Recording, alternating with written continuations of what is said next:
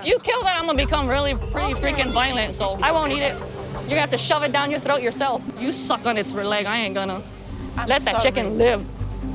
Was Renee raised in a barn? I mean, I know she probably would have loved that, but my point is, she's speaking like this to a woman who's been nothing but nice to her, who's welcomed her into her home with open arms. There's a polite, respectful way to decline, and then there's Renee. Let that chicken live. But on that topic of declining, you've got to imagine when Chidi finally reveals his secret, Renee's reaction isn't gonna be too good. I will not be having sex with you until we get married. This is the vow I made to God. Chidi. That would have been good to tell her before she flew out to Nigeria. But before we get to that, let's rewind to the start. So we left the pair after Chidi revealed he wouldn't be sleeping in the same bed as her. But crucially, what Chidi failed to mention was his vow of celibacy. And when we join them the next morning as they're having breakfast together, Chidi tells us that he's feeling guilty for hiding it from Renee. I know she has great passion for sexual intercourse with me. So I know that I need to have a difficult conversation with Renee. Yeah, I mean, it's long overdue. But first things first. First up on today's agenda is to take Renee to the market. Now, the thing is, Renee was excited to spend some alone time with Chidi. What she wasn't expecting on their first morning in Nigeria together was for Chidi's sister to be joining them, acting as almost a chaperone. Keep in mind that Renee has had some kind of spiritual, prophetic dream that she'll one day clash with her partner's sister. I've talked to his sister a little bit here and there. Ever since I was young, I've always had this feeling about some sort of drama or something in the future with the man's sister. So I'm gonna take you, okay? I will take you too. So I took Renee to teach her. Now, the thing is, Victoria's intentions here are pure, they're genuine. All she wants is to show Renee how to be a proper guide for Chidi. After all, the streets, the sidewalks, the way of the world is very different in Nigeria. It's unlike anything Renee may have seen before. And while her presence initially annoys Renee, it's not very long before she reluctantly agrees actually, it is for the best that Victoria is here. But the problem is, those feelings of goodwill will eventually fly out of the window when they get to the market. Still not 5,000. What are you trying to buy it for? Hey, what you trying to get for? If you're gonna off it, just leave it. I'd rather starve. So Renee may have been standing next to lots of chickens in cages, but it certainly took a while for the penny to drop. She didn't immediately realise that the chickens in a market weren't being sold as pets. Oh no, those chickens are tonight's dinner. And when this realisation dawns on her, she quickly loses her cool. Her tone becomes aggressive and hostile. And while Victoria doesn't immediately understand what it is that Renee is upset about, she does thankfully stop the man from beheading the chicken right in front of Renee's eyes. If you kill that, I'm gonna become really pretty freaking violent, so guy grabs by the legs, I look, oh hell no. Oh, I won't be responsible, that poor little thing. Violent and physical. Wow, if Renee's warning us of a side of her personality we haven't yet seen, then that is a red flag. Now, while I completely understand that not many people enjoy watching their food be butchered in front of them, the problem is, or should I say the hypocrisy is, that Renee doesn't have a problem with actually eating the meat. Okay, but do you eat chicken? Oh yeah. So how do you eat chicken without killing it? My chickens are my best friends, Renee has told us. And while notably she does still eat them, she doesn't want any part in killing them, as if somehow that makes her a better person. I don't know, like the hypocrisy here is very evident. Now, Victoria is struggling to get her head around this. She assumes, and you've got to say it is a fair assumption to make, like she assumes that the problem is more the beheading in front of Renee's eyes. So with that in mind, she says she'll go back and get the meat later. But hearing this, Renee again loses it. You're going to sit here, then I'll go get it. I won't eat it. You're gonna have to shove it down your throat yourself. You suck on its leg, I ain't gonna. I was so surprised. There's a right way and a wrong way to talk to someone whose house you're staying as a guest in. This, Renee, is absolutely not the right way. Sorry, but she completely lacks manners. Let that chicken live.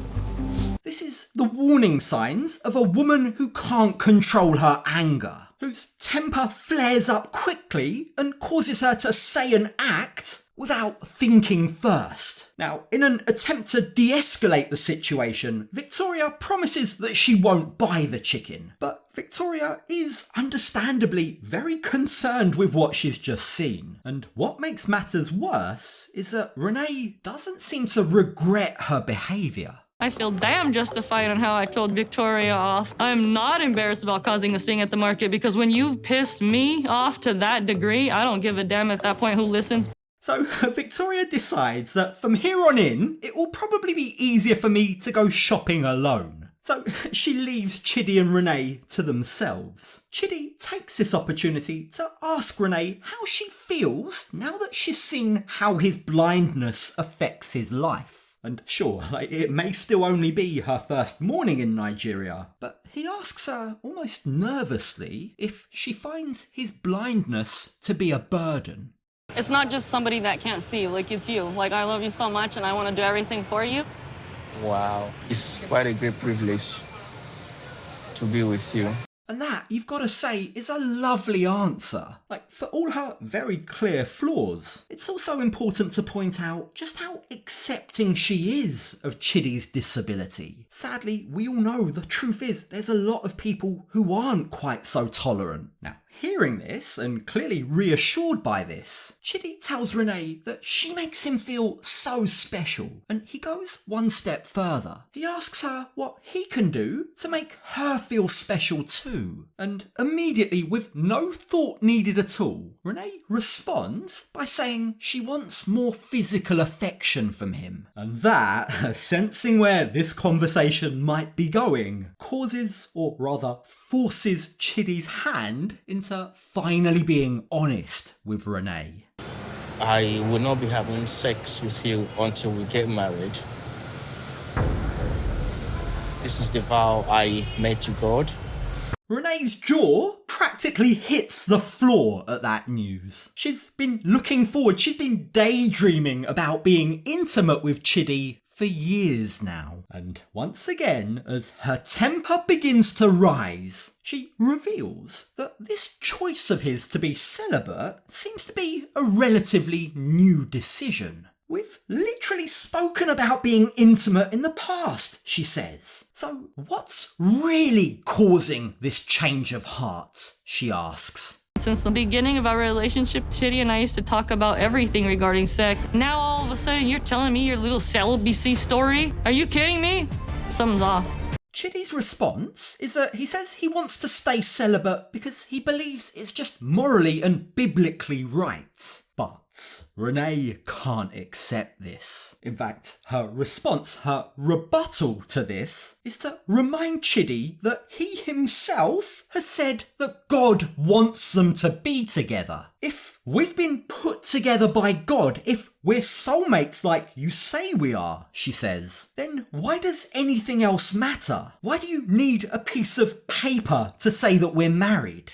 You claimed the entire 5 years that you and me were soulmates. Yeah. We were spiritually bound, and we're basically already married. We had that many talks. And now that I'm down here, you're like, absolutely not. Now, Chidi's resolve, his beliefs are unwavering. No argument that Renee presents to him is going to make him change his mind. And therein lies the problem. While she may have come to Nigeria vowing to open Chidi's eyes to the light, the truth is, Renee is fast learning that it isn't going to be as easy as she thought. This is now the second time in less than 24 hours that Chidi's stance remains unchanged. But that isn't going to stop Renee from trying. She desperately tries to tell Chidi that the whole concept of marriage is just a piece of paper. It's just an arbitrary rule set by the man above to try and squeeze some money out of all of us, she says. God can easily put two beings together and they're in love, and he's not like, hey, you gotta go down there and pay first and go have that wedding first.